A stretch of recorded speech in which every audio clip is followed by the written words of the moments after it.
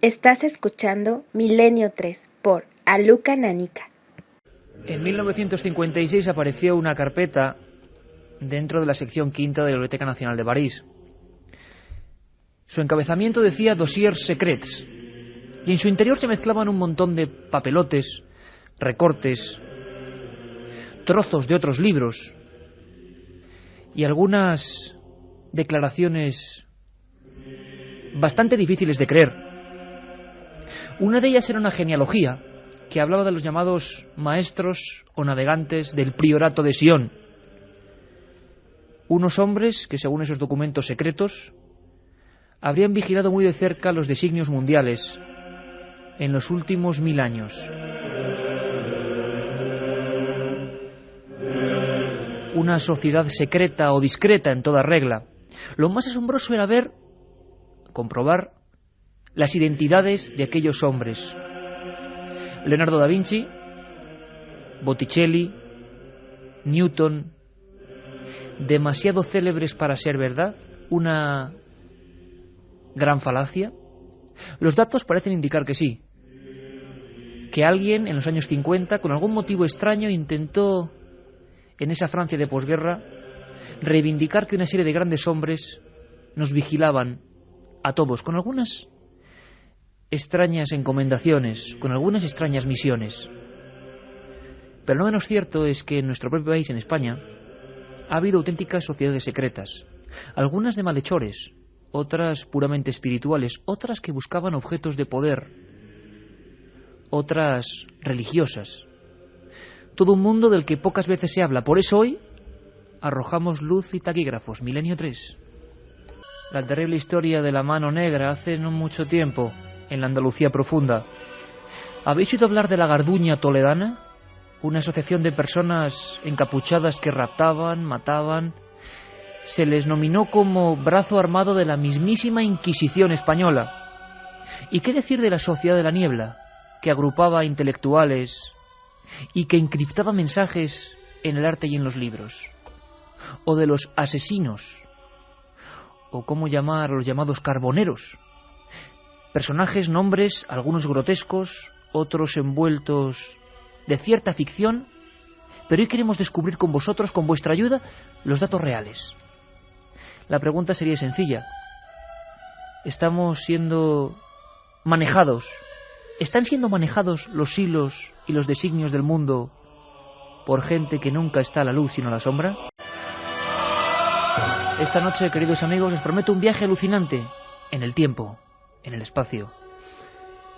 Desde los ajusticiamientos en las plazas públicas españolas, con el tenebroso proceso del garrote vil, hasta los estudios que hablan de George Bush o incluso Kerry como pertenecientes a algunas pseudosociedades de tipo masónico. Un mundo que nos lleva desde el medievo hasta este futurista siglo XXI. Y en el fondo lo mismo. Extrañas logias, extraños rituales, extrañas intenciones. Milenio 3. En la SER. Estamos todos. Katia Rocha, Carlos Barroso, nuestro compañero Juanma Frasquet en la nave del misterio y Carmen Porter. Buenas madrugadas. Buenas madrugadas, Iker. Con esta sintonía terrorífica del Nombre de la Rosa, este Kyrie, que era el preludio a los tormentos y a las penas de muerte en aquella época públicas. Va a ser increíble, sobre todo, vivir es decir mucho, pero vamos a intentarlo, cómo era el ambiente de aquellas ejecuciones, porque esta gente de las sociedades secretas tenían su poder, es cierto, y tenían sus influencias, pero cuando les cogían eran sistemáticamente ejecutados, además para escarnio público.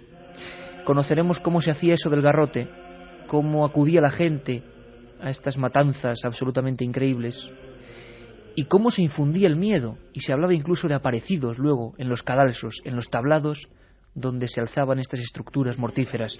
Carmen, lo más importante, vías abiertas, porque hoy sí que está ese regalo estrella, vamos a llamarlo así.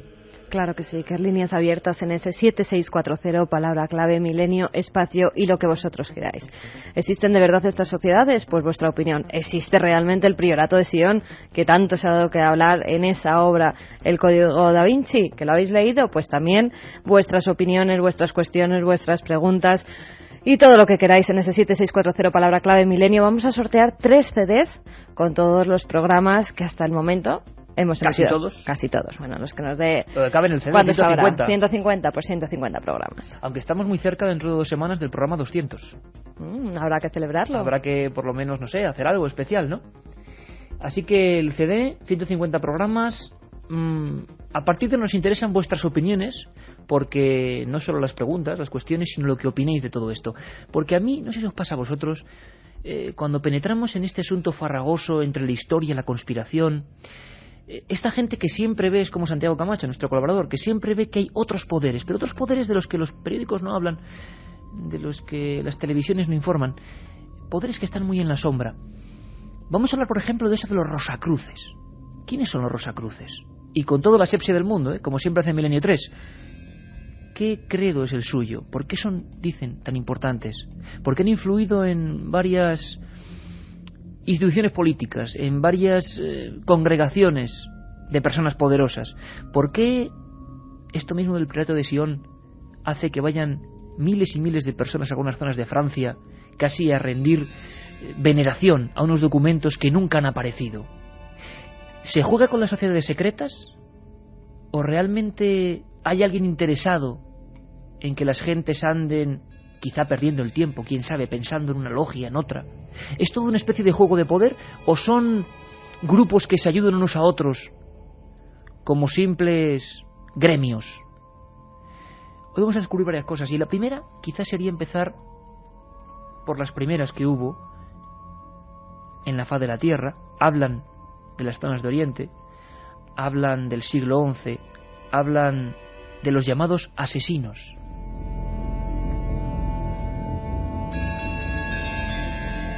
Sería, Carmen, una de las primeras macrosociedades bien estudiadas, fanatismo religioso, creencias muy concretas y a verter sangre en honor a esas creencias. Estamos viendo que desde luego no hemos avanzado mucho, pero bueno, ¿quiénes eran estos, para empezar por el punto cronológico exacto, asesinos?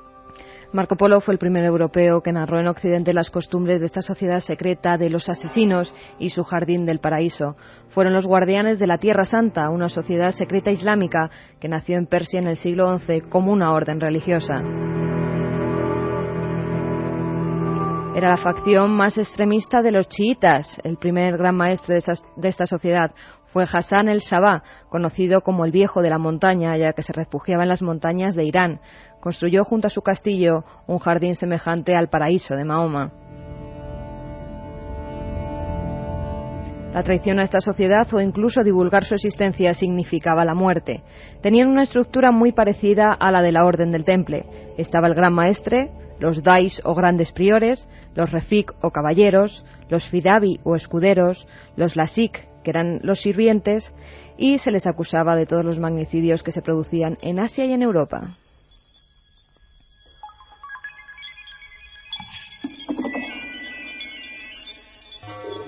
Se hablan viejos grabados de estos caballeros sanguinarios que tenían una costumbre muy parecida a los hunos de Atila, que era llevar las cabezas decapitadas de sus víctimas en las crines de sus caballos. Imaginaos por un momento la escena de estas bandas vestidas a la antigua usanza de esas zonas de Irán, de Persia, con esos corceles y con esas cabezas recién sesgadas palpitando mientras los caballos relinchan.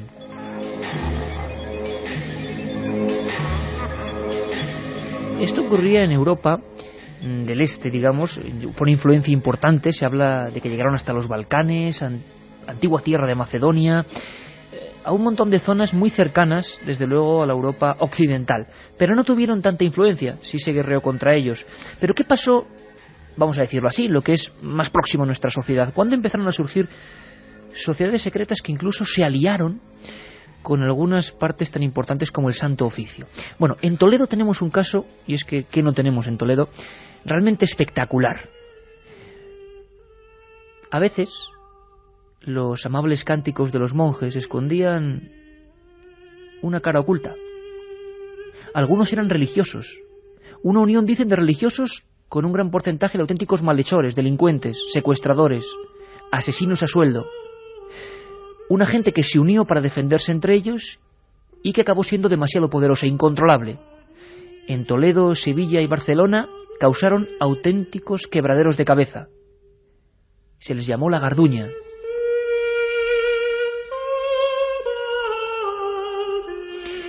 Y don Luis Rodríguez Bausa es profesor de la Universidad de Castilla-La Mancha, autor del libro Toledo Insólito, y ha seguido años y años las pistas en archivos, en obispados, de aquellas gentes de las Garduñas. Fue una sociedad que tuvo una influencia enorme. Utilizaban la brujería, utilizaban por vez primera hombres y mujeres, y acabaron constituyéndose en un poder superior al de la propia Iglesia en Toledo. Manejaban la ciudad.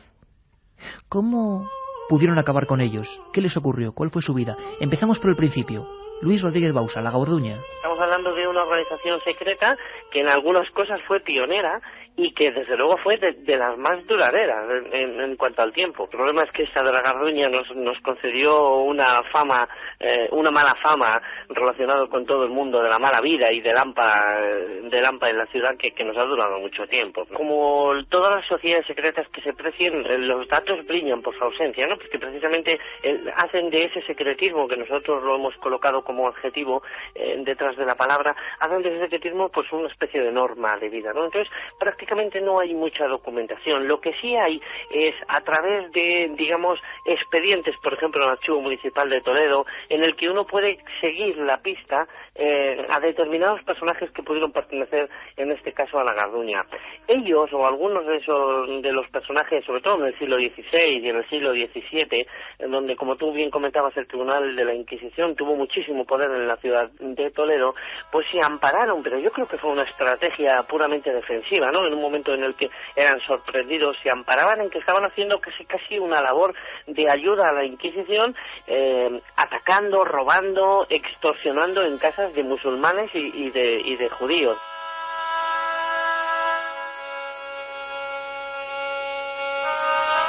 Atacaban a musulmanes y a judíos, y para muchos fueron el brazo armado oculto de la Inquisición. Esas víctimas de la Inquisición que no aparecen en los legajos oficiales. Sabemos, o al menos el gran estudioso Llorente, autor de la Historia Crítica de la Inquisición de 1814, habla, para que os hagáis una idea, de 340.592 víctimas del Santo Oficio registradas en España. De ese gran número impresionante, 31.912 quemados en público, quemados en las plazas públicas, 31.000 personas. Sin embargo, no hay datos fidedignos de las ejecuciones que pudo haber en otros ambientes, de las que no quedó registro concreto. Si ahora todavía hay archivos ocultos, imaginaos en aquellas épocas. Se habla de que la Garduña hacía esos trabajos sucios, esos trabajos absolutamente deshonestos incluso para personas como Torquemada. Se sabe más o menos cuándo acabó la Garduña, porque acabó en el cadalso ante el garrote vil, pero no cuándo empezaron. Le preguntábamos a Luis Rodríguez Bausa. Desconocemos la fecha de su fundación como tal, pero se barajan por ahí fechas que rondarían el 1412, 1415, y lo que más con más certeza podemos hablar es de su supervivencia hasta bien entrado el siglo XIX. En torno al año 1820, 1830, todavía había gente que decía o se decía pertenecer a esta hermandad, porque en el fondo ellos llamaban la hermandad de la Garduña. Vamos a ver un detalle que se reproduce constantemente en toda una buena sociedad secreta. Algunos le llaman sociedades discretas. Bueno, quién sabe. Revelar la existencia suele acarrear la muerte, sobre todo hace unos siglos. Obediencia suma, incluso dando la propia vida por la causa. Y una serie de códigos y estratificación muy concreta, es decir, hay un líder, hay unos seguidores, cada uno tiene una función y se ayudan unos a otros como en una gran pirámide. Había un detalle, Carmen, que descubrieron los estudiosos de todos los miembros de la Garduña, desde brujas hasta alquimistas, sacerdotes, delincuentes. Imaginaos la mezcolanza y cada uno con una misión, convirtiéndose en un suprapoder, que incluso quitaba y ponía alguaciles, quitaba y ponía regidores. Había un detalle incluso físico que se descubrió mucho tiempo después, que fue un motivo para que les empezaran a perseguir y encarcelar, ¿no, Carmen? Pero también entre ese grupo, además de malhechores, alquimistas, también había gobernadores, había jueces, había alcaldes y hasta directores de prisiones. O sea que fíjate. Y todos ellos llevaban un símbolo que utilizaban para reconocerse, sobre todo entre ellos. Ajá. Eran 3 puntos tatuados en la palma de la mano, que después también utilizarían otras sociedades como era la Camorra italiana o incluso la masonería.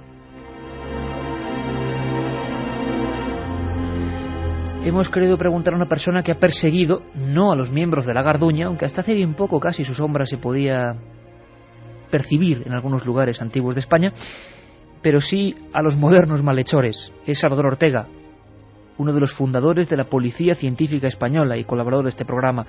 Salvador nos habla de lo que para él, como policía, investigador policial y forense, puede destacarse de estas organizaciones tan extrañas: la estratificación, los diferentes oficios.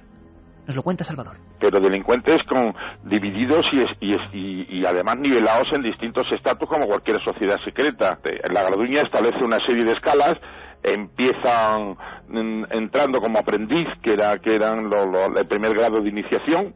Entre los aprendices se encontraban pues los chivatos, los soplones. Había también mujeres que eran admitidas en ese grado, que llevaban coberteras, y estas eran una especie de informadoras sobre dónde tenían que entrar y atacar. Y ya el segundo grado es el que más se parece a la generación masónica y a toda la generación que cubre toda la sociedad secreta, que era el de compañero, el compañón de la francmasonería, etcétera. Y los compañeros eran los encargados de los robos y los encargados incluso de asesinar, porque además asesinaban a gente que eran nombradas por el gran maestre para ser asesinadas, ¿no? Imaginaos al gran maestre, siempre en la sombra, dictaminando la siguiente víctima, y lo que se denominó incluso con gran miedo, sobre todo en Toledo y en Sevilla, las escuadras de los garduñeros. Personas siempre encapotadas en esas frías noches. Y qué curioso, los alguaciles, quién sabe si por el miedo o porque estaban comprados, no aparecían. Y aquellos personajes campaban como fantasmas a sus anchas por la ciudad dormida. Me gustaría, antes de pasar con vuestras primeras preguntas y opiniones, que en la voz de nuestro querido amigo que nos transporta mejor que nadie a esas épocas, Rafael Herrero Migorance, escuchemos lo que podía decir, o lo que dijo en pleno siglo XVI, el gran maestre de la Garduña. Se encontraron unos documentos y unos legajos por los que hoy sabemos cuáles eran las normas básicas de esta gente. Gente capaz de morir por cualquier mínima ofensa a esa sociedad secreta, a esa auténtica hermandad, a esa familia. Nos metemos ahora con la magia de la radio en una de esas reuniones secretas del gran maestre de los Garduños. Procedo a la lectura ante nuestros hermanos de las leyes de la familia en este año del Señor de 1697. En el gremio de los aprendices tenemos chivatos, fuelles, soplones y coberteras, cuyo quehacer es la vigilancia indiscreta de nuestras próximas víctimas. En el grado de los compañeros, que son hombres y mujeres, seguirán los floreadores, encargados de robos, y los punteadores, diestros para el apuñalamiento.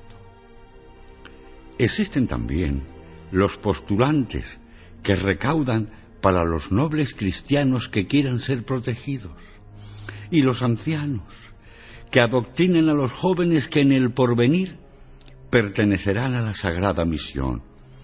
Por último, y en la cúspide de la nuestra organización, me encuentro yo, el gran maestre de poder absoluto otorgado por la tradición oculta de la Garduña.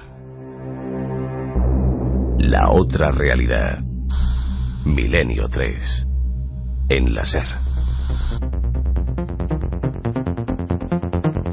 Y hay que decir lo más importante, que esta gente se consideraba tremendamente devota y gran parte de sus robos iban a parar a la compra de misas. Es algo increíble, eran muy devotos, lo repito.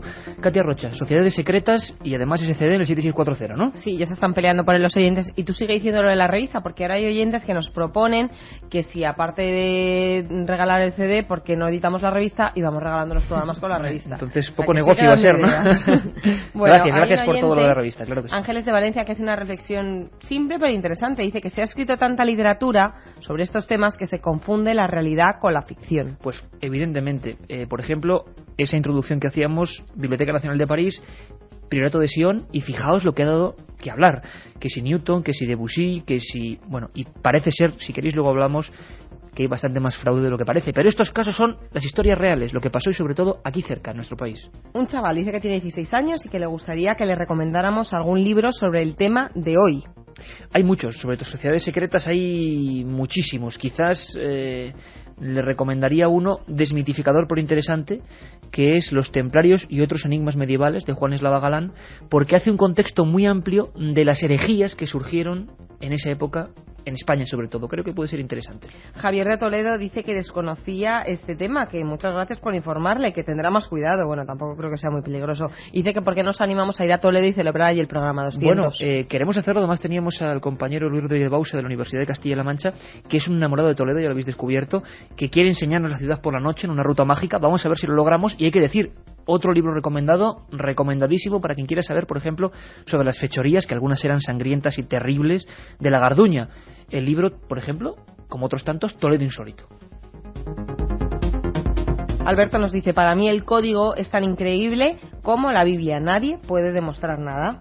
Otro nos dice, yo estuve en el Museo de Santillana del Mar y vi muchos aparatos de la tortura, incluso el garrote vil, espeluznante. Yayi de Madrid es que nos escribía este mensaje. Además, un buen museo el que hay ahí. En Santillana del Mar, en un lugar precioso. Por cierto, yo tengo que avisaros de que dentro de no mucho haremos un programa muy duro, durísimo, el misterio mezclado con la historia y la antropología, los verdugos españoles. La historia de esa gente que hasta hace bien poco se dedicaba a matar al prójimo, claro, cumpliendo la ley, y utilizaban, es increíble, hasta el año 74, el garrote vil, ¿no? Matando a gente aquí. Una reflexión de un gallego, Javi de La Coruña, nos dice, yo creo que las sociedades secretas son como las megas, nadie las ve, nadie está seguro de nada, pero a verlas, haylas. Y sobre todo, Katia, que se preparen porque vamos a hablar no solo de sociedades antiguas, que son quizá las más importantes, las que más han quedado, pero hay muchas más que no nos va a dar tiempo, pero también incluso las que hoy en día hablan muchos que dominan el mundo. Hay muchos oyentes que preguntan cómo se entra en una sociedad secreta hoy en día. Bueno, hay unas normas muy estrictas. Comentaremos algo de eso, si te parece, Katia, en la siguiente hora. Las normas que algunos imponían. Algunas normas, cuidado, eran de sangre. Vamos a seguir hablando de la Garduña, de la Mano Negra, os lo decía, Sociedad de la Niebla, Golden Dawn, personajes que sí es cierto como Julio Verne que las integraron. Bueno, un montón de cosas. Os esperamos después de las noticias. Milenio 3. Por desgracia, algunas de estas sociedades secretas empezaron a deformarse. En el caso de la Garduña se llegó a una espiral de violencia incontrolada. Incluso muchos acusaban a esta hermandad de empezar a practicar algo macabro, de lo que ya nos hemos hecho eco en alguna ocasión en Milenio 3, el tráfico de niños, primitivísimo tráfico de órganos y sobre todo dedicado a dos funciones: la compraventa de grasa y de sangre infantil.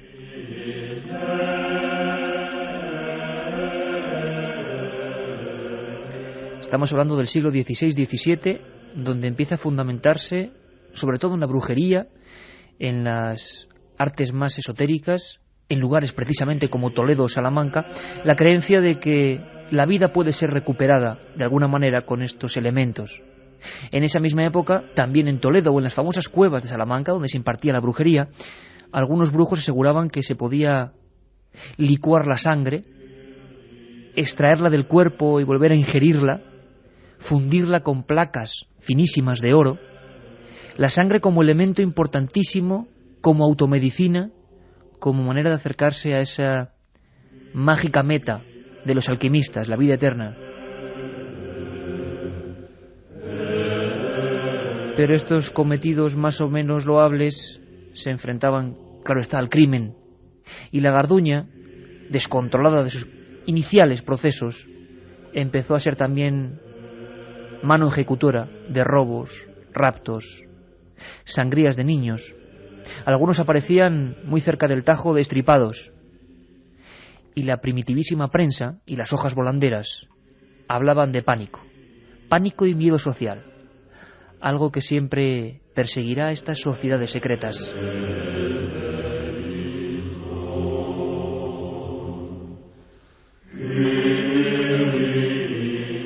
Para los historiadores, para los eruditos, la Garduña fue pionera en el mal y también, como decíamos, pionera en unir a mujeres y hombres en un mismo cometido.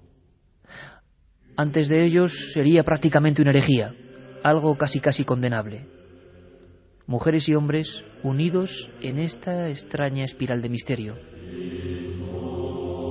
Yo creo que fue pionera primero en crear una especie de institución con el vínculo de hermandad en el que coexistieran hombres y mujeres a la vez, ¿no? Porque era notoriamente frecuente que hubiera hermandades, pero por un lado de hombres y en poquitos, en contados casos de mujeres, ¿no? Entonces el caso en el que hubieran hombres y mujeres era una cosa que a mí me parece bastante insólita, ¿no? Y también era pionera en hacer una absoluta jerarquización de los diferentes cargos que trabajaban allí, ¿no? O que estaban agrupados allí, ¿no? Había una especie de oficios, o sí, grado puede ser la palabra, ¿no? Había unos que eran aprendices, había otros que eran compañeros, incluso a las mujeres se les otorgaba un título muy bonito que era el de sirenas en muchos casos, ¿no? Estas mujeres sirenas eran las encargadas pues de conseguir a través generalmente de favores de tipo sexual, de conseguir confidencias o de conseguir lo que pretendieran con los jueces, magistrados, con la hermandad vieja de Toledo, en fin, ese tipo de cosas, ¿no? A cambio de ese tipo de favores sexuales, insisto, ¿no?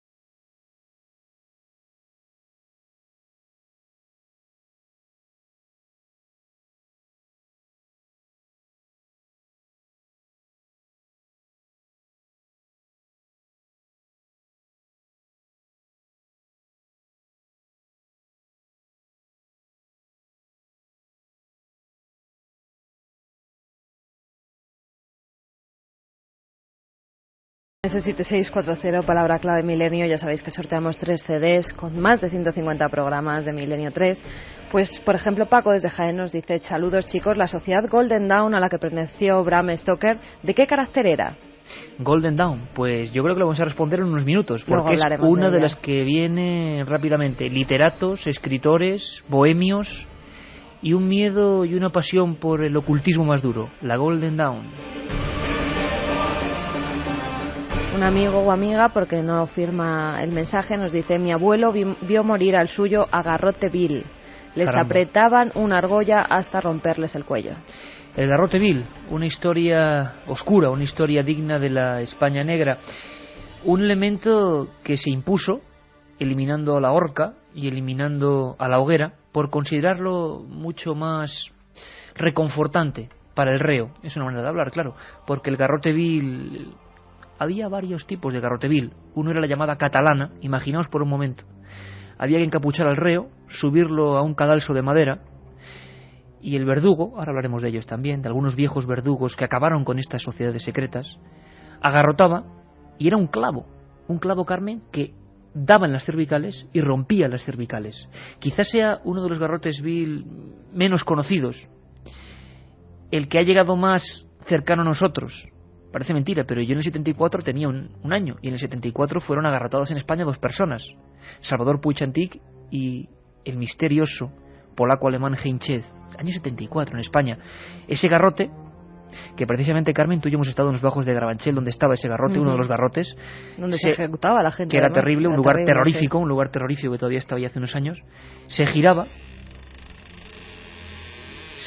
como lo gira ahora de la nave del misterio Juanma Frasquet, que es que me lee los pensamientos, y yo estaba haciendo ahora con las manos el giro del garrote, y se ceñía una especie de corbatín o collarín de hierro que empezaba a estrujar el cuello. Según los forenses, el cuello se reducía hasta una 10ª parte. Se quedaba a veces del grosor prácticamente de un dedo gordo. Algunos de estos grandes maestres de la Garduña o de la Mano Negra acabaron procesados ante el garrote vil. El Código Penal Español de 1848 ordenaba y establecía en su artículo 89 que la pena de muerte a partir de entonces tenía que ser en garrote, en las plazas sobre todo de los mercados, y se eliminaba siempre para, digámoslo así, bueno, que el reo no sufriese tanto, se eliminaba lo que era el arrastramiento. Anteriormente, a la hoguera o a la horca, el reo era arrastrado y a veces linchado, llegaba muerto, hasta el cadalso. Muchas veces los miembros de la Garduña quisieron morir con sus capas, y en las capas los 3 puntos de las palmas de sus manos. Una de las preguntas que se repiten en el 7640 es el poder que alcanzaron. Fíjate, Carmen, fijaos, amigos oyentes, el poder que llegaron a alcanzar, por ejemplo, en Toledo, y hablamos de la auténtica capital prácticamente, poderosa y religiosa y monumental, como para que su enriquecimiento, en base al crimen, les obligase de alguna manera a desprenderse de él, cuestiones de impuestos, haciendo gigantescas donaciones que hoy están. Hoy en Toledo podemos pasear por lugares comprados con el dinero maldito de la Garduña. Yo entiendo que es verdad, que hicieron donaciones importantes incluso a la catedral de Toledo, algo que, en fin, lo ha dicho algún erudito local y ha causado cierto revuelo, pero bueno, hicieron donaciones importantes para determinados tipos de obras, pero no olvidemos que estamos hablando de una asociación, pues, fundamentalmente de marginados, de bandoleros y de asaltadores, vaya, esto era, en definitiva, los principales elementos que componían la Garduña. El poder nunca es absoluto, el poder nunca es eterno, y eso lo estamos viendo constantemente. Ni siquiera el de la Garduña, ni siquiera el de esos cruzados encapuchados de los 3 puntos, que salían por la noche y buscaban víctimas, a veces mayores de edad y a veces menores, que traficaban con todo, con influencias y con sangre. Francisco Cortina fue el último gran maestre, hablamos de 1822. Es quizá una de las pocas órdenes secretas que durante 4 siglos, porque como escuchábamos a Luis Rodríguez Bausa, se fundó aparentemente en 1412, se mantuvo con vida. 4 siglos de esa especie de mafia religiosa, 4 siglos de brazo armado, casi sobreviviendo a la propia Inquisición, al Santo Oficio. El 25 de noviembre de ese 1822 Francisco Cortina, junto con 16 garduñistas, imaginaos a los 16 con esas túnicas y con los capirotes, sentados en los potros de la muerte de madera, son ejecutados en Sevilla. Había chivatos, los llamados guapos, que eran apuñaladores, los floreadores, los punteadores. Se dijo que era el fin de la Garduña. Incluso había mujeres, algunas, como decía Salvador Ortega, coberteras, las demás baja estofa, y las más duchas en el arte de la seducción, sirenas. Ellas eran una mano importantísima en esa sociedad. Dicen que los garduñeros, antes de morir en este último gran proceso, destinaron todos sus tesoros, sus arcas reales, a pagar sus propias misas. Y murieron bizarramente, sin temblar, estáticos, ante el respeto y el miedo del propio público. Nos cuenta Salvador Ortega, porque es su ciudad, cómo en Sevilla, en una antigua plaza, murió la Garduña. O sea que Fernando VII, cuando se da cuenta del peligro que representa para ello, pues hay un asunto de un crimen cometido, un estrangulamiento cometido sobre una chica en Sevilla, y en esa chica se le encuentra un libro que como cosa rara, porque la Garduña no apuntaba nada, era totalmente secreta, pues en ese libro habían anotado la mayor parte de las últimas fechorías cometidas. Y fue suficiente como para poder ajusticiar al maestre, que era entonces vivía en Sevilla, y fueron ajusticiados junto con los grandes cargos en la plaza mayor de Sevilla de entonces, la que no existe ya. Hoy en Milenio 3, un día es miedo, otro sorpresa, hoy es descubrimiento que espero que sea conjunto. Estamos, como decíamos antes, arrojando luz y taquígrafo sobre la más genuina, ancestral, extraña y quizá criminal sociedad secreta española, muy desconocida. Pocos libros hablan de ella, pocos escritos se atreven a mencionarla, la Garduña. Se encontró ese libro mayor que decía Carmen, ese libro donde había no solo fechorías que permitieron encontrar a casi todos los grandes maestres, sino incluso decretos y artículos. En el artículo primero la Garduña decía: todo hombre bizarro, de buena vista, fino oído, ligera pierna y lengua expedita, puede ser miembro de nuestra querida Garduña. Y en el artículo 9 decía: todos nuestros hermanos han de estar decididos a morir mártires, antes que confesos, so pena de ser degradados, expulsados de la hermandad, y si fuese preciso, perseguidos y muertos por ella.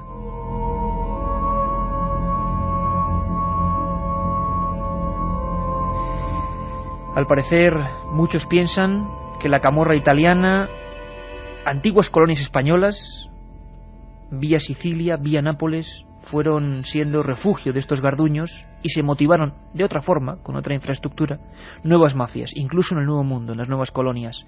Ese fenómeno de los hombres encapuchados atravesó el inmenso charco. Pero lo que es cierto es que en ese siglo XIX, en ese momento de la historia, se vivían muchos pequeños cataclismos. Por ejemplo, los intelectuales, los literatos, los sabios, los eruditos, empezaban a concentrarse, no como los garduños delincuentes, sino de otra manera, conspirando, creyendo que se podía hacer un gobierno en la sombra, creyendo que había poderes desconocidos que podían ser controlados. Era la fiebre del ocultismo. Y a partir de ahora aparecerán elementos muy curiosos: rosacruces, neotemplarios. Carmen, nos preguntaban antes por la Golden Dawn, una curiosa sociedad secreta. La diferencia sería que si la Garduña era de hombres muy modestos, no los grandes maestres, pero sí los ejecutores, la Golden Dawn era la flor y nata, la gente más instruida. Ellos también querían ser hermanos de una sociedad en la sombra. La Golden Dawn fue fundada en Inglaterra en 1888 por Samuel Mathers, William Wynne Westcott y Samuel Leader Mathers, que se inspiraron en la sociedad de la Rosa Cruz.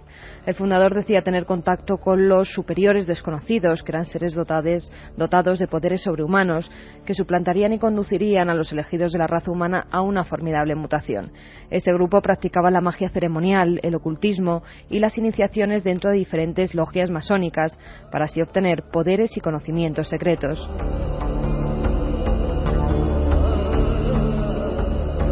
Instruían a sus adeptos en el estudio de la cábala, de los misterios egipcios, la filosofía, el cristianismo místico, la alquimia, la astrología, la clarividencia o los viajes astrales. A través de estos estudios, los iniciados despertaban los poderes ocultos que tenían.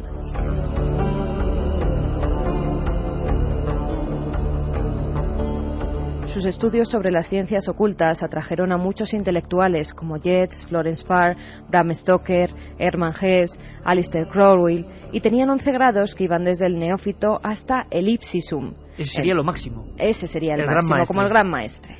Entre sus juramentos se encuentran no hablar de los secretos de la orden con personas expulsadas de esta, no copiar ni permitir copiar ningún documento sin permiso, preservar los trabajos de la ciencia divina, no degradar el conocimiento místico haciendo magia negra, mantener respeto por todas las religiones.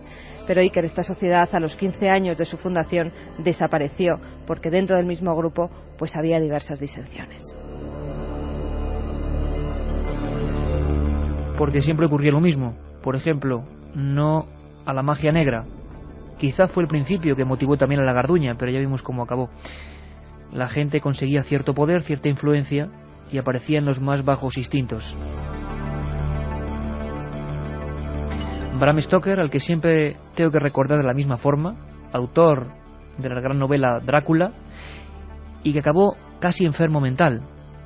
Pudo tener la gloria, no tuvo un gran éxito, más que después de la muerte con ese libro sobre el gran vampiro de los Cárpatos, y sin embargo él siempre tuvo ínfulas de grandeza.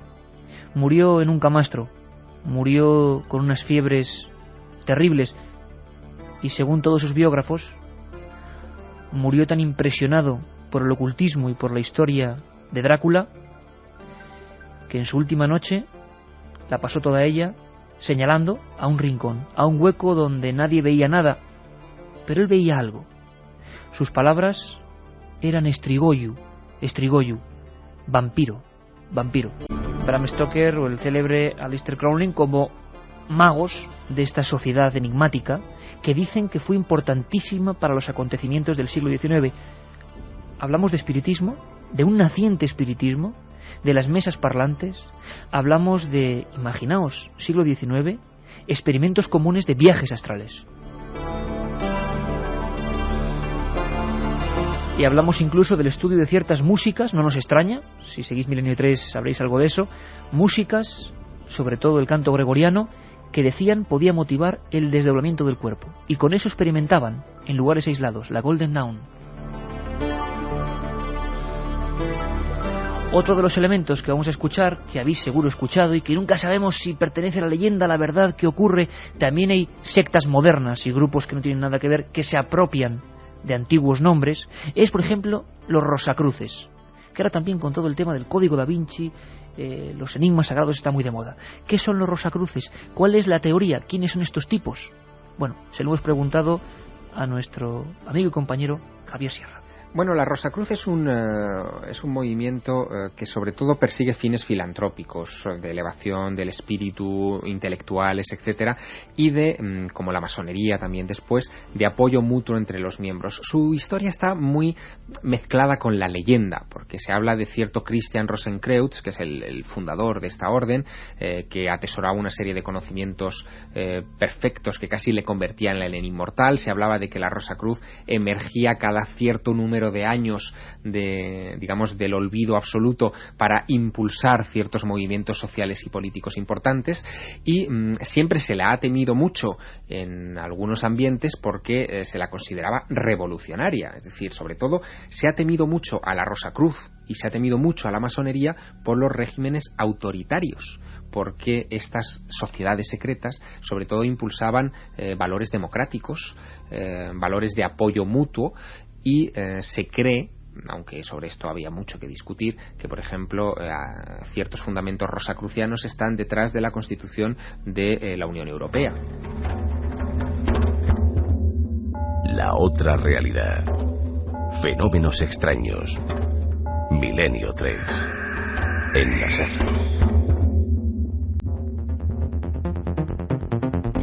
Son las 2:28 de la madrugada, 9,8 grados en el exterior de la Gran Vía del Estudio 1 de la cadena SER. Katia Rocha viene con un montón de preguntas de un montón de amigos. Eso está muy bien, que digas la hora y todo, porque luego nos dicen que si lo grabamos. No, sí, ya estamos trabajando. Ya. Bueno, son muchos los oyentes que se ofrecen de, su ciudad para que celebremos ahí los 200 programas. Por ejemplo, Rubén dice que porque no hacemos una noche ovni en su ciudad, en Lanzarote. Bueno, Barcino, hombre, menudo lugar, para hacer la noche ovni. Nos íbamos para allí todo rápido, a Lanzarote. También en el Escorial nos ha ofrecido Lucas de Almería. Dice que él se vendría al Escorial porque dice que sería un marco muy bonito. Bueno, sí, del Escorial queremos hacer un programa allí, si es posible, ojalá nos dejen, porque el Escorial merece un programa como lugar. Le llamaron en su día la cueva o el entorno del diablo, y Felipe II sabía mucho de ocultismo y lo hizo allí. Merece la pena la biblioteca, los misterios, las reliquias, todo un programa, ese monumento magnífico. Nacho de Madrid nos dice que él, cerca de Brujas, una ciudad pequeñita cerca de Brujas, dice que también ahí hay una sala de tortura medieval. Y hay un oyente, Ana, que dice: mi mensaje sé que no lo vais a leer, pero si editáis la revista vais a incluir en ella exclusivas en detrimento del programa, que es gratis. Tú fíjate, ya los oyentes... Lo primero, no se sabe si esa revista va a surgir o no va a surgir. Lo primero es la radio, que es lo que tenemos. Claro. Que sí, es el lo programa. Primero es y será la radio. Y oye, si ha habido empresas que se han interesado en poder hacer una revista, se lo agradecemos simplemente. Pero hoy en día sacar una revista, si no es con un gran proyecto, es muy difícil también. No queremos hacer las cosas a medias, ni mucho menos. Sabéis que si el equipo de Milenio 3 se mueve es para darlo todo. Antonio Chaparro Torres, de Málaga, dice: ¿las sociedades secretas tienen relación con las sectas en la actualidad? ¿Pueden tener distintos líderes comunes? Bueno, parece ser que las sectas, que imaginaos qué programas hay sobre eso, que no hemos tocado nunca ese tema, las sectas tanto satánicas como otras, que dicen que las otras, las monetarias, son las que son más peligrosas incluso que las satánicas, sí que se han deformado y sí que han bebido, desde luego, del ocultismo. Es bastante habitual, y seguro que vosotros lo habéis visto en muchas ciudades, y Juanma y cualquiera que haya pasado por algunas ciudades, carteles que reclaman algunas charlas de esoterismo, de neotemplarios, los nuevos cátaros, de una nueva filosofía. Bien, hay grupos perfectamente normales de gente que se interesa, pero también algunas sectas bien conocidas extienden sus redes sin ningún tipo de escrúpulos, utilizando el ocultismo, el misterio, el desconocimiento y sobre todo, que en estos temas nadie es maestro y muchos van de maestros, para atrapar a la gente. Y ahí empiezan círculos viciosos. Ahora está habiendo sectas, cuidado con lo que os digo, basándose en el terrible éxito del Código da Vinci de algunos elementos, el nuevo Priorato de Sion, los nuevos teotemplarios españoles, es decir, un montón de cosas que son constituidas de ahora mismo y que no tienen ninguna base, pero que están chupando de un éxito para atrapar a los jóvenes. Mucho cuidado, por favor. Bueno, una chica que quiere mandarle un beso a su novio que está en el hospital y que desde allí nos está escuchando, que se llama Leandro, así que le mandamos desde aquí un beso y se ponga bien pronto. Y un oyente, ya bromeando, quitándole hierro al asunto, dice que si todas las suegras también pertenecen a una sociedad secreta. Serían una sociedad secreta, sí, importante también. Sí. Al menos por número. Y esto está muy bien. Mira, son dos oyentes, uno es de Argentina, que se llama Federico Noriega, dice que... Por internet, a milenio3@cadenaser.com es otra vía de contacto con el programa, aparte de la del apartado 222-28080 de Madrid, que también nos pueden enviar ahí cartas, y por supuesto el 7640. Pues Fede Noriego, desde Argentina, nos dice que su hermana Elena fue la que le dijo que tenía que escuchar este programa, así que desde Argentina lo escucha por la red. Y también Yoli y Eugenio, que nos están escuchando desde Frankfurt. Así que a través de www.cadenaser.com se puede escuchar este programa en vivo, y si no, en la página amiga ikerjimenez.com, donde hablaremos de un montón de cosas y lo que es la vida, a punto de los 200 programas. Y se pueden descargar de allí también los programas, no están todos, porque para eso está el CD que sorteamos hoy en el 7640, pero en ikerjimenez.com se pueden descargar los programas. Nos piden paso otras sociedades o criptosociedades que fueron muy importantes y de las que nos queda muy poco material. A veces el recuerdo, a veces la leyenda, pocos documentos.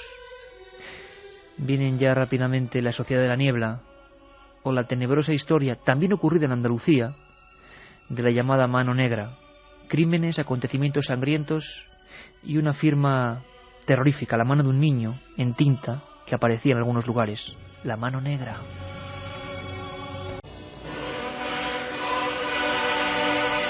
Esta música nos transporta sin duda a lugares tan mágicos como, por ejemplo, a mí me gustaría viajar ahora a un cementerio en Francia, a un cementerio donde reposan los restos de un genio, Julio Verne. A Julio Verne se le emparentó siempre con esa misteriosa Sociedad de la Niebla que ahora vamos a conocer. Y dicen que en su extraña tumba, en su tumba sale él mismo, imaginaos la escena, rompiendo su propia lápida, con el puño en alto y clamando por la inmortalidad. ¿Por qué hizo ese sepulcro? ¿Qué enigma, qué código Verne se guarda en ese cementerio de Amiens?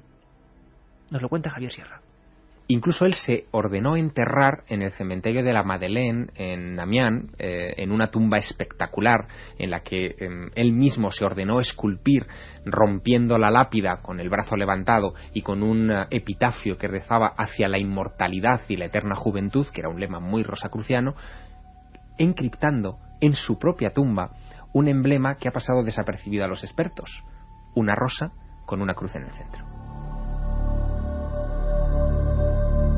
La sombra de la rosa y la cruz en algunos personajes fundamentales. Nos preguntáis mucho, 7640, por el tema del Priorato de Sion.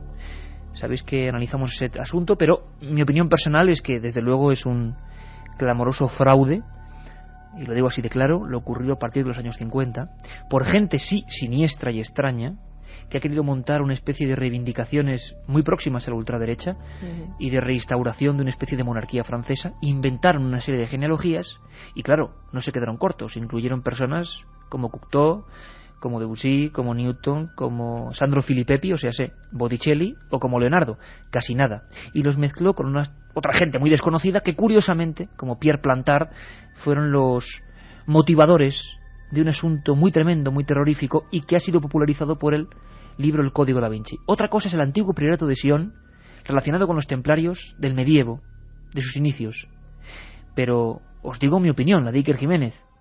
A partir del año 56, una mano negra, nunca mejor dicho, deja en la Biblioteca Nacional de París, la intención ya es un misterio, una serie de documentos hablando de gente que muere investigando el asunto y de grandes maestres que desde hace siglos vigilan la descendencia de Jesús de Nazaret. Menuda misión. ¿Vosotros os creéis que gente como Leonardo, Debussy, Cocteau, Newton, intelectuales... Nicolás Flamel también. Flamel, el primer alquimista importante, gente de esa magnitud no dejó ni un escrito, no apareció en nada? Qué curioso que solo los que aparecen es a partir de los años 50, gente completamente modesta, para nada de ese nivel intelectual, y que se autoproclaman ser grandes maestres, como este señor Pierre Plantard, que murió hace poco y que montó este tremendo follón del moderno Priorato de Sion. Ahora cuidado, hay sectas que se intentan, como he dicho, apoderar de ese emblema. Tened mucho cuidado porque la seducción del asunto es importante. Como este Julio Verne, que estaba seducido con vencer a la muerte, con el ocultismo, con las prácticas más o menos extrañas y con esa sociedad de la niebla.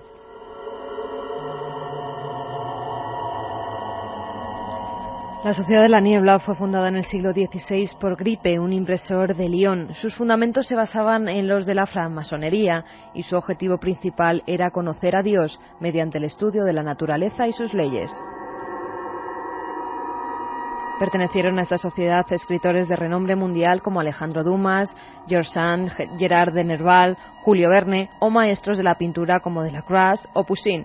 Los miembros de esta sociedad rescataron un texto medieval titulado El sueño de Polifilo, que al parecer fue escrito por un monje dominico italiano llamado Francesco Colonna. Se trata de un volumen dividido en 18 capítulos llenos de simbolismo que influirían en escritores como Miguel de Cervantes, Dante, Goethe y muchos más artistas en Francia y en Italia. Estamos hablando, Carmen, de unos escritos de una gente que influye, esto sí, no el Priorato de Sion, en las principales figuras artísticas de los últimos siglos. Además, en algunas de sus obras, vamos a pasar a comprobarlo, se hace referencia a esa sociedad de la niebla. En obras, por ejemplo, de Julio Verne, como El castillo de los Cárpatos o Viaje al centro de la Tierra, se encuentran ecos de este texto y en La vuelta al mundo en 80 días se hace de alguna manera referencia a la sociedad de la niebla, ya que el apellido de su protagonista, Phileas Fogg, quiere decir ese Fogg, niebla. También Alejandro Dumas era un estudioso de los temas esotéricos y contaba entre sus amistades con grandes figuras del ocultismo como Papus o Eliphas Leví, e incluso llegó a reflejar este tipo de sociedades en alguna de sus novelas, como Los Mohicanos de París. Una sociedad extraña que solo quería a los principales artistas, a los más influyentes, y quedaos con este dato, a los que a través de su arte, bien sea impreso en los libros o bien sea en los cuadros, pudiera incluso de manera subliminal, estaban muy obsesionados con el tema de lo subliminal, producir un mensaje y que la gente normal, como vosotros, como yo, como nosotros, recibiésemos esa información en un cuadro, en un grabado, en un libro, sin darnos cuenta. Curioso, ¿verdad? Códigos secretos en nuestro propio cerebro hace más de 200 años. Lo que no fue tan secreto fue la ejecución y el fin de una serie de campesinos andaluces a los que se les achacó alguna serie de crímenes horrendos. Esos crímenes, esas revueltas en el campo, una situación de hambre, de penuria, de luchas entre los obreros y jornaleros y la alta oligarquía. Y cuando había crímenes, algunos muy sangrientos, gentes cosidos a puñaladas, aparecían cartas con el símbolo a veces de un puñal escrito como por un niño, que es tétrico, ¿eh? Imaginaos el dibujo de un puñal dibujado por un niño de 5 años y su mano, una mano en tinta o a veces en sangre, la mano negra. Ocurrió sobre todo en la provincia de Cádiz y se empezó a ejecutar a algunas personas. Unos hablan de que eran culpables de verdad, que era una sociedad secreta auténtica, que querían acabar con la iglesia y con los ricos, y otros que era una leyenda, que fue una represión, que fue un invento del propio poder. El propio poder inventa la mano negra para acabar con unos obreros demasiado molestos. Nadie ha sabido explicarlo. Han pasado más de 100 años y todavía para algunos mencionar mano negra es mencionar miedo en algunas partes de Andalucía. Nos lo cuenta Manuel Ramírez López, uno de los máximos estudiosos. Publicó en Quórum Ediciones la historia La mano negra, memoria de una represión. Y él dice eso, mentar ese nombre todavía da miedo, pero para él fue una maniobra del poder. No existió esa sociedad, se la inventaron para acabar con cierta gente. Tú date cuenta que hoy en día todavía el decir la mano negra supone miedo, ¿no? Imagínate en el siglo XIX que no hay televisión, no hay radio, es decir, que el bulo llega a tal extremo de convertirse en morbo que todo el mundo lo cree. Llegó a decirse que iban a contaminar el agua de aquí de Jerez, de que todo era persecución hacia el rico y tal, y tú te pones a analizar todos los sucesos y nunca hubo un rico que muriera, todos fueron crímenes normales y vulgares de estos que suceden día a día, incluso hoy en día, y todo llega a una confabulación tal que el miedo arrastra a todo el mundo a pensar en una situación que es creada, ¿no?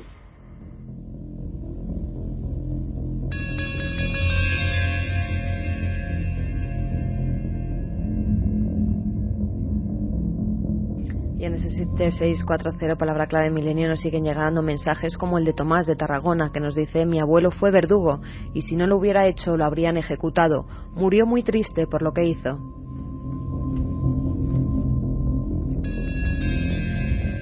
Tremendo ese mensaje, ¿eh? La historia de los verdugos españoles. Si os animáis, porque es un tema duro, pero es redescubrir la historia que nadie nos cuenta, nos meteremos en su vida, milagros, errores y decepciones. Les llamaban ejecutores de sentencias. Y uno de los más importantes juicios con garrote vil público ocurrido en España en todo el siglo XIX es el de la mano negra. Curiosamente, pocos años después de los ejecutados de la Garduña. Si uno mira en el siglo XIX, ve 16 agarrotados a la vez, caso de la Garduña, Sevilla, y el tema que ahora vamos a contar de Jerez. Los dos casos más numerosos. Curioso, para acabar de raíz con estas peligrosas sociedades. Vamos a hacer una de esas casualidades imposibles que solo pasan en Milenio 3, Carmen. Carlos Barroso, también conocido como Carlos Calabarroso, va a interpretar, ¿sabes a quién? A un periodista que se llamaba Ramón de Cala. Las cosas son así. Mira. Un periodista que fue el primero en hablar en un periódico llamado Los Dominicales, que se distribuía en toda Andalucía, del miedo. Y esto es básico para cualquier sociedad secreta, como la Garduña, como cualquiera otra. Causar miedo, respeto. Causar escalofrío cuando se le menciona. Escuchamos esa crónica antigua en Los Dominicales. Había miedo en toda Andalucía. Nadie sabía quién estaba detrás de esas manos de niño, pintadas de negro. La permanente zozobra en que viven las clases medias, el pánico que las invade, dan ocasión a relaciones aún más hostiles. Nadie ignora lo que se habla de la Mano Negra. La Mano Negra, asociación fatídica que llena toda esta comarca y aún otras distantes con sus afiliados. asociación de venganza y exterminio que no se propone reforma concreta, sino exclusivamente destruir la riqueza por todos los medios y matar a los ricos de todas las maneras. La mano negra, tenebroso símbolo para una guerra sin cuartel, guerra de exterminio y rencores implacables.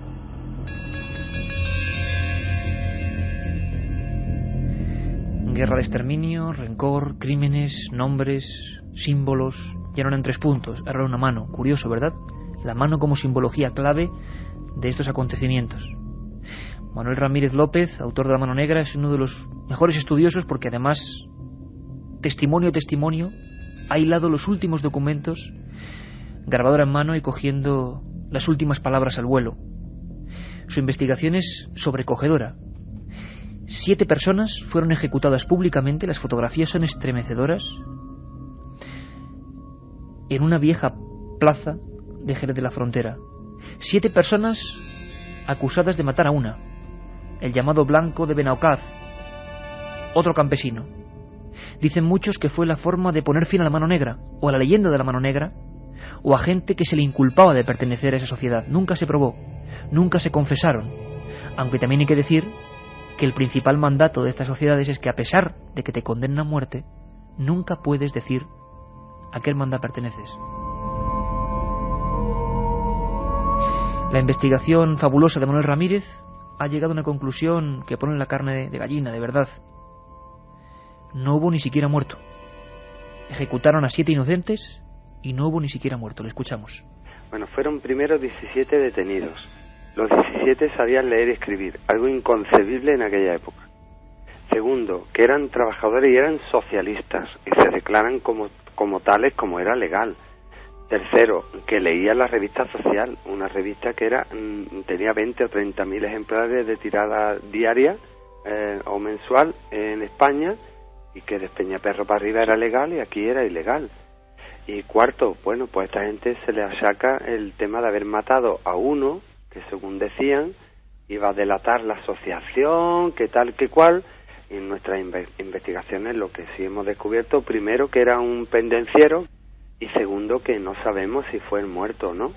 Es decir, yo sigo investigando de que este hombre no fue el muerto. Así que no hubo ni muerto siquiera.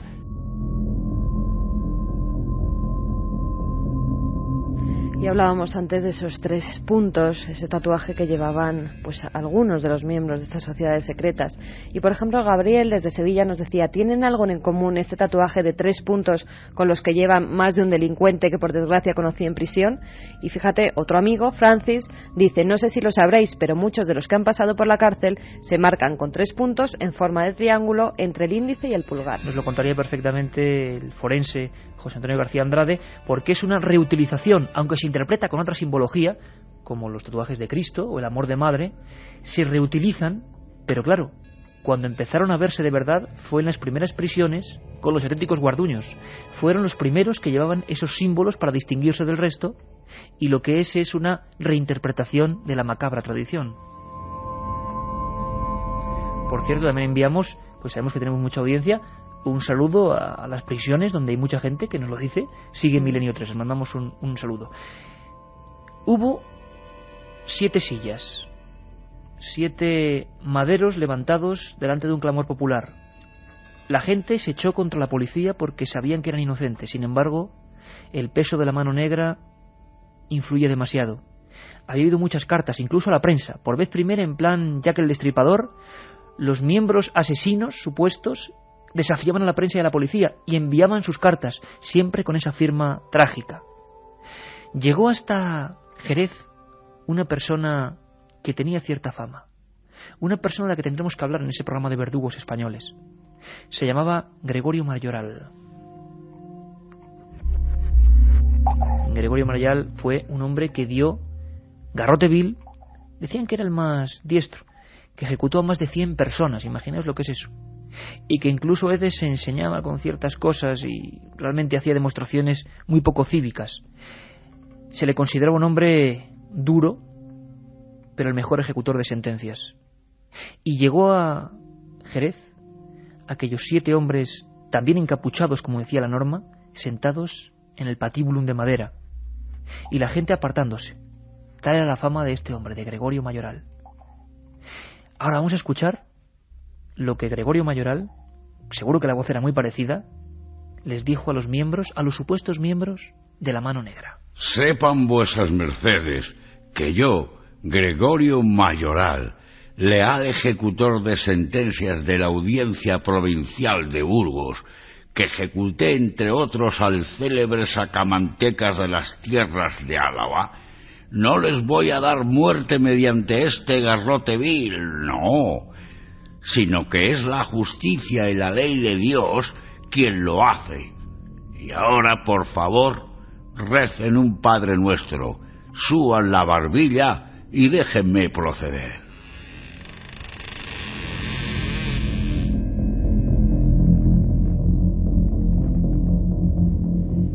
Y el garrote que se ceñía sobre los cuellos, que los dejaba estrechos, que no dejaba fluir la sangre hacia el cerebro. Incluso Mayoral se atrevió a hacer una cosa que horripiló a la gente. Uno a uno fue quitándoles las capuchas y se vieron los ojos fuera de las órbitas, las lenguas desencajadas, un retrato del horror. Se había acabado con la Mano Negra. La repercusión fue terrorífica, única en la historia, el último gran acontecimiento de pena de muerte del siglo XIX en España. Sin embargo, la sociedad, en la sombra, se endureció, intentó vengarse. Fueron momentos muy difíciles, nos lo cuenta Manuel Ramírez. El pueblo no lo concebía y a estos verdugos que vinieron de fuera, porque la audiencia de Jerez no tenía verdugos, ni la de Cádiz, le llegaron a arrebatar el revólver, perdieron las monedas de oro, que no sé si sabes que además del sueldo, cada vez que ejecutaban a alguien, le daban una moneda de oro. Y bueno, llegan a perder hasta el dinero, porque fue atroz esa impresión que resultó aquí en Jerez, de que la gente se echó encima y tuvo que intervenir el ejército incluso para que las ejecuciones tuvieran lugar, ¿no? Este verdugo, cuando va en el tren y la gente lo reconoce, se bajan del tren, llegan a Sevilla y se bajan y lo dejan solo en el vagón, ¿no? Porque era gente de mala ralea, ¿no? Como se decía en aquellos días. Tuvo que ser horrible de estar compartiendo un vagón con una persona que acababa de matar a otras personas que además sabía todo el mundo que era inocente. Llamaba Raúl a Manuel Ramírez porque Raúl García Illán fue uno de los notarios que, temblando, tomó nota y taquígrafo, como decíamos antes, de la lista de muertos. Estos eran los integrantes de aquella supuesta Mano Negra.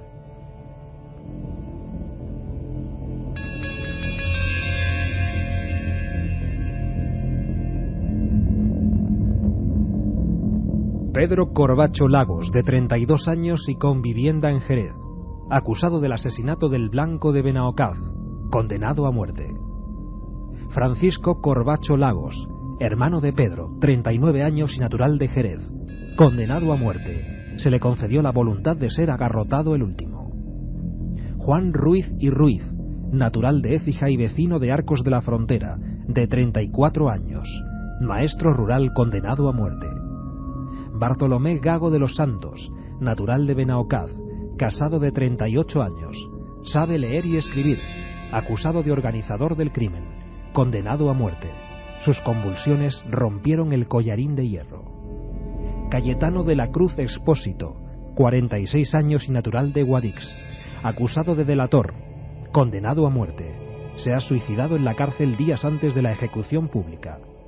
José León Ortega, natural de Ubrique y vecino de Jerez, 28 años, sin antecedentes penales, pertenecía a la Federación de Trabajadores del Valle, condenado a muerte por ser autor del degüello de la víctima. Se le exime de la pena capital por repentina enajenación mental. Cristóbal Fernández Torrejón, natural de Algar, de 30 años, casado y jornalero, condenado a muerte.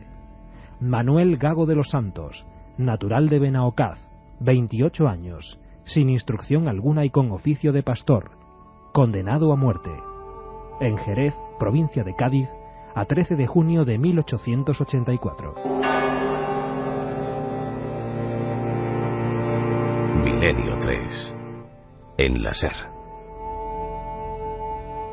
Sorprendente nuestra audiencia, como siempre, no solo por los descendientes de algunos verdugos, sino gente de Cádiz que era hasta hace bien poco asustada con esa estampa, la mano negra. El grupo que quería acabar con la iglesia, con los ricos y con todo. Una amiga, por ejemplo, nos decía: soy de Cádiz y recuerdo que de pequeña, en vez del coco, me asustaban con la mano negra, aunque no sabía de qué se trataba. Surgía efecto. Fueron sociedades típicamente hispanas, la Garduña y la mano negra, que acabaron, como hacía antes Juanma Frasquet, con el sonido terrorífico del garrote vil. Habría que hacer un día un recuento de cuántas víctimas hubo. Sin embargo, dejamos, si os parece, antes de las nuevas preguntas de los oyentes, un amplio paréntesis, amplísimo y digno de reflexión. Estas sociedades secretas fueron eliminadas. Algunas duraron 4 siglos, como la Garduña, pero dicen que hay otros nombres, otras siglas, que dominan el mundo actualmente. Javier Sierra ponía el dedo en la llaga y nos hablaba de lo que muchos especialistas un día nos contarán aquí, incluso con nombres como los de John Kerry y George Bush. Personas muy implicadas con la masonería, es público. Pero ¿habrá muchas áreas desconocidas? Me temo que sí. Ambos tienen solamente una cosa en común, muy extraña, y es que los dos se instruyeron y militaron en una sociedad secreta universitaria llamada la Skull and Bones, la de calaveras y huesos, una sociedad paramasónica muy influyente en los grandes magnates e intelectuales americanos, y caramba, no deja de ser curioso que los dos que van a pugnar por la presidencia del país más poderoso del mundo vengan de ahí, como también había venido antes George Bush Senior, quien, entre otras cosas, y esto se olvida con mucha facilidad, no solamente fue miembro de sociedades secretas destacadísimas, sino que fue, sin duda, el presidente más poderoso que ha tenido la historia de los Estados Unidos, porque este hombre, el padre de George Bush, fue, además de presidente de los Estados Unidos, antes director de la todopoderosa CIA.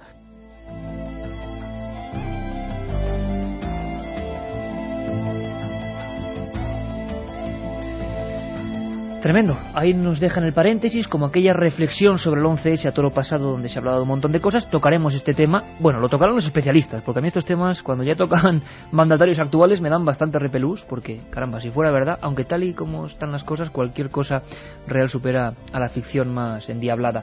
Katia, un montón de preguntas, pues la gente a tope, 7640. Primero un comentario, un oyente que estudia cuarto de historia en la universidad dice que de nuevo gracias por enseñarle historia de esa que nos enseña la universidad. Porque hoy es historia, hoy realmente, total, hombre, a mí hay cosas que me dan mucho miedo, a veces más que los fenómenos paranormales, pero hoy hemos conocido esa historia oscura, tan oscura como las propias sociedades secretas. Un oyente muy enfadada conmigo, dice: hola Katia, esto de los mensajes es mentira, no lees ni uno de mis mensajes y estoy harta de mandarlos. Yo la verdad que aseguro que leo todos, lo que pasa es que en antena no me da tiempo, así que imposible. Lo siento, Gracia, pero... Porque ya han llegado pues cerca de 1000 mensajes. Pues un montón, y entonces yo los voy leyendo todos, pero luego para seleccionar... Lo que sí es que luego los leemos todos atentamente y nos ponemos en contacto con muchos de vosotros porque muchos tienen magnífica información. Bea de Valencia nos dice: en mi pueblo hay una cueva que la llaman la Cueva de la Mano Negra, ¿tendrá algo que ver con todo esto? Y otro beso para su padre, que también está en el hospital y nos está escuchando. En Valencia seguramente que no. Y Lucas de Almería te da una idea: ¿y por qué no publicas en el Archivo del Misterio, editado por EDAF, un libro sobre las sociedades secretas? Pues es un bonito tema, fíjate, me habéis dado una buena idea, las sociedades secretas. Mira ahora cojo mi Rotring, o como se llama esto, y apunto, sociedades secretas. También en Pedraza hay un montón de aparatos de tortura, nos lo dice Javier desde Ibacuo. Y Javi de Cuenca dice que cuando empieza el programa de Telemadrid, que si no se acuerda quién de este programa interviene Carmen Portel, sí. Es los miércoles por la noche en Telemadrid, aunque nos está llamando gente de toda España, escribiendo gente de toda España que lo ven, el presidente lo dice Javier Sierra, y la semana que viene creo que van de Casas Encantadas, sí, ¿no? Y la siguiente Sábana Santa, ¿no? La siguiente Sábana Santa, sí. Bueno, haremos una buena sinergia, como dicen ahora los modernos, entre el programa de radio y el programa de televisión. Una cosa importante, Katy, antes de dar los ganadores, porque me parece muy importante. Mucha gente hablando de Cortillo Jurado y del accidente que ha habido, ¿no? Sí, porque ha habido un accidente, un tremendo accidente, un chico que estaba allí. Ya lo avisamos desde la radio y siempre que vamos a estos sitios y en Televisión Española lo dijimos también. Que tengáis muchísimo cuidado porque esta casa se iba a venir abajo de un día para otro y ha ocurrido la desgracia de que hay un chico en el hospital precisamente por la imprudencia muy grave, ¿no? de acudir. Bueno, sí, está grave, la verdad es que está Bueno, está mal, pues claro, chaval. es que a los sitios no se puede ir así como así. Nosotros tenemos que difundir nuestra misión de periodistas, contar las cosas, como han hecho muchos Contaremos otros más medios. el domingo, recabando información. El domingo de 3 a volveremos con 4, ello. además con novedades de ese tema. Pero mucho cuidado, por favor, que los fantasmas no se aparecen así como así. Los de carne y hueso sí, pero los otros yo creo que no. Katia, vamos con los Bueno, los ganadores. 3 ganadores que no los selecciono yo, que los selecciona el ordenador. Dice un oyente: Katia, por Dios, me tiene que tocar los CDs, con lo que me cuesta grabárselos a mi novio, aunque solo sea por lo bien que os tratamos en el Bierzo. María desde Ponferrada. Pues Bueno, mira, de le toca un Ponferrada. CD. Mira qué bien. Israel de Tudela nos dice: supongo que unas sociedades existieron realmente y otras no. Lo bonito es investigarlas. Entre el misterio y la historia, saludos a todo el equipo. Entre el Para misterio él, y la historia, qué bonito. De Tudela. de Israel, Tudela, ¿no? sí señor. Pues para él, otro de los mensajes. Israel se llamaba. Y por último, dice un oyente: Suso desde Lanzarote. Si habíamos leído otro mensaje de él antes, mira, le ha tocado, me alegro. Cuando sea mayor, quiero ser como ustedes. Un chico desde Lanzarote. Pienso Eso yo no creo que sea bueno, periodismo. Yo Ah, tampoco. bueno, estudiar periodismo está bien, Bueno, hombre. estudiar Está todo muy periodismo, duro, señor. pero hay que hacerlo con ilusión y con fe. Oye, por cierto, es el mismo chico que había preguntado lo del programa 200 en Lanzarote. Sí, en Lanzarote. Fíjate, Aquí. le ha tocado ese CD con todos los programas. Chicas, equipo, nos vemos todos el domingo, con un montón de una informaciones. dramatización de De la un proceso Garduña inquisitorial. o de- Sí, así que Mariano de la Revilla, mano nuestra negra. jefe, ya tiene trabajo. Pero yo creo que la semana, esta no, porque hay mucha información. La que viene se acerca a otro que podía haber estado en una sociedad secreta. Bueno, una banda, la del hombre del saco, de Gádor, de Almería, que también el hombre le daba por secuestrar niños y crear leyendas. Bueno, lo contaremos. Un abrazo a todos. Milenio 3, con Iker Jiménez, en la cadena SER.